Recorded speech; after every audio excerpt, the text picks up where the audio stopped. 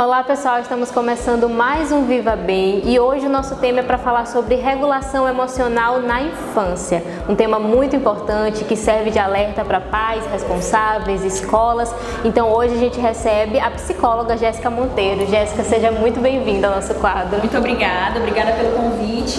E é um prazer discutir sobre esse tema e tornar esse tema mais conhecido pela nossa comunidade.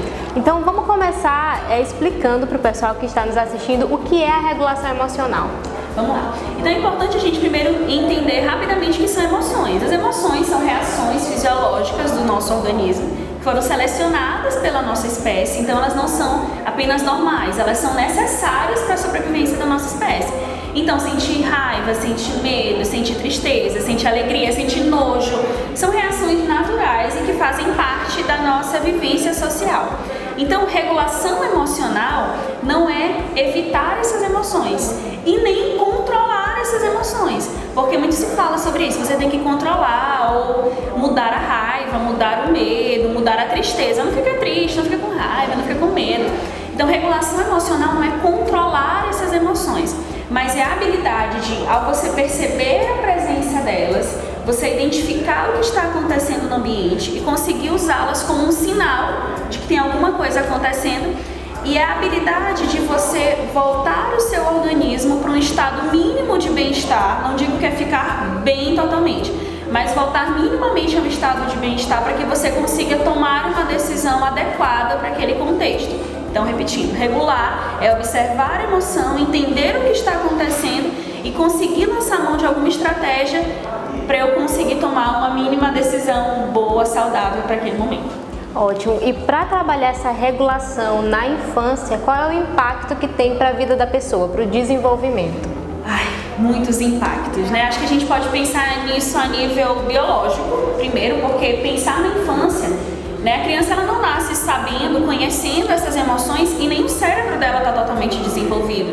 Então, quando a gente ensina desde a infância a criança a observar os seus sentimentos, entender o contexto em que cada um deles acontece, regular essas emoções, você impacta o cérebro dela, né? A formação, o desenvolvimento estrutural, químico do cérebro, ele vai sendo traçado desde a infância. Se você for olhar algumas pesquisas, a negligência que crianças sofrem, a exposição a diversos estressores, afeta inclusive imunidade da criança no futuro, predisposição ao uso de substâncias químicas, enfim. Então o cérebro da criança é modificado quando ela aprende desde cedo a regular as emoções.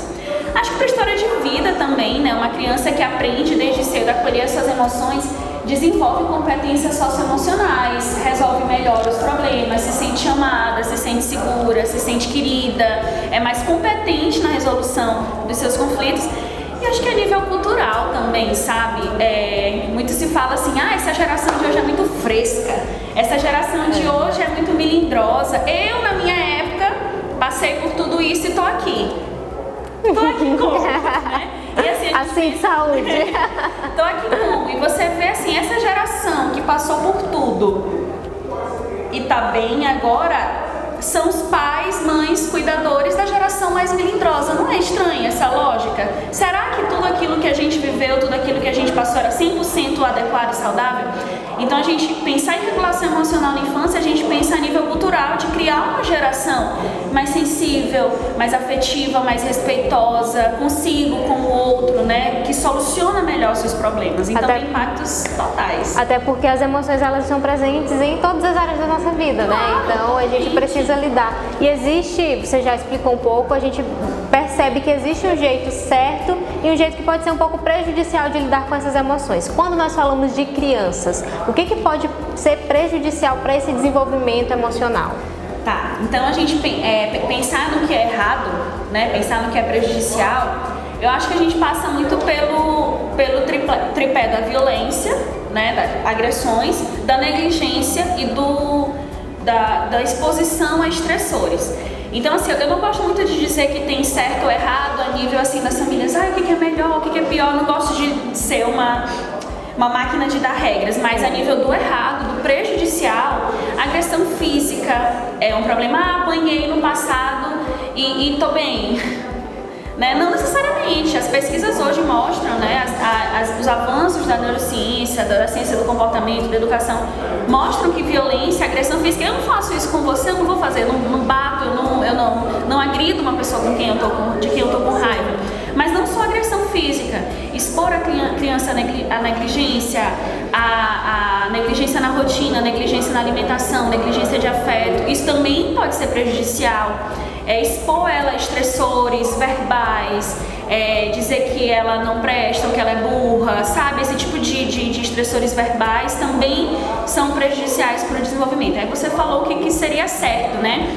E lá na Babyton, né, que é a escola onde eu trabalho, a gente gosta muito de convocar toda a comunidade para ajudar aquela criança a se desenvolver, né? Tem um provérbio que eu gosto muito, que a gente precisa de uma vila para criar uma criança. Então, assim, acionar pais, acionar cuidadores, acionar a escola, acionar a comunidade escolar. Até se eu estiver vendo uma criança na rua, as crianças com quem eu convivo, acho que o certo é ajudar a criança a identificar, acolher as emoções, entender que é um ser humano que está se desenvolvendo e que nós somos os modelos, né, para que ela gerencie e vire um adolescente, um adulto saudável, seguro de si, competente emocional.